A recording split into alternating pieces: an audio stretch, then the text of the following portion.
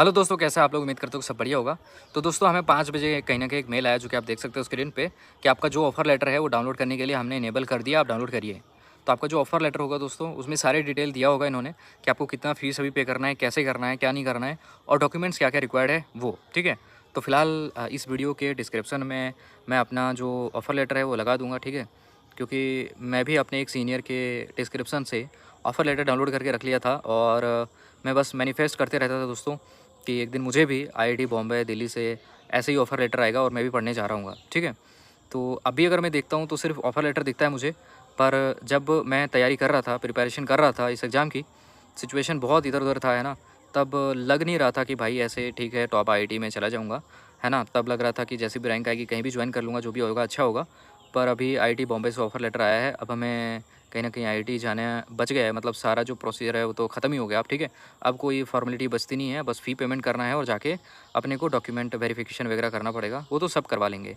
तो डॉक्यूमेंट में देखेंगे दोस्तों तो 10th की और 12th की चीज़ें चाहिए, ठीक है?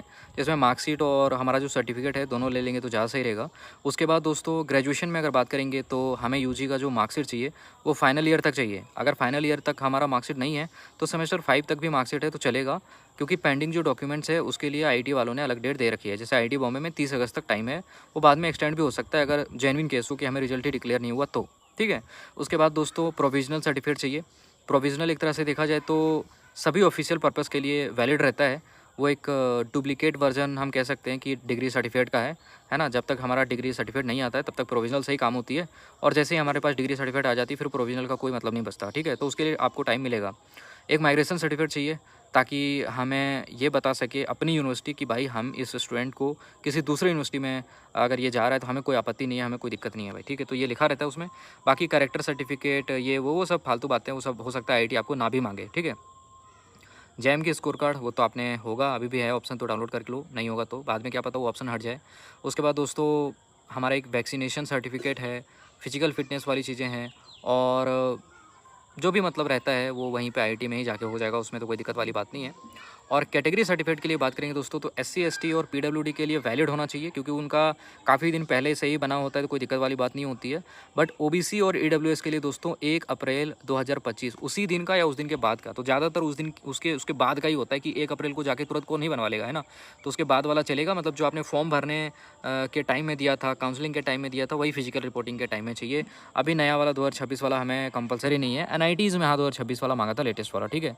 और इसके बाद तो ज़्यादा कुछ डॉक्यूमेंट चाहिए नहीं दोस्तों, सब तो बता ही दिया। फ़ोटो वगैरह हम रख लेंगे, ठीक है? 2x2 का फ़ोटो मांगा इन्होंने, पासपोर्ट साइज़ फ़ोटो टाइप ही चल जाता है, कोई दिक्कत वाली बात नहीं है, ठीक है? तो फ़ोटो हो गया, उसके बाद अपना 10th और 12th की चीज़ें हो गई, माइग्रेशन हो गया, उसके बाद प्रोविज़नल हो गया, मार्कशीट हो गई यूजी की, उसके बाद दोस्तों उसके बाद क्या बचता है? जेईई की स्कोर कार्ड हो गई, है ना? उसके बाद तो ज़्यादा कुछ बचा नहीं है। रिजर्वेशन है तो रिजर्वेशन वाली चीज़ें। इसके बाद क्या बचता है? इसके बाद कोई डॉक्यूमेंट्स आपको देने की ज़रूरत नहीं है। एंड येस, आपको फिजिकल रिपोर्टिंग वाले दिन दोस्तों वहाँ पे अवेलेबल रहना पड़ेगा, क्योंकि उस दिन हॉस्टल अलॉट करी जाएगी और बाकी जो प्रोसेस होगा वो सभी के लिए किया करा जा रहा होगा।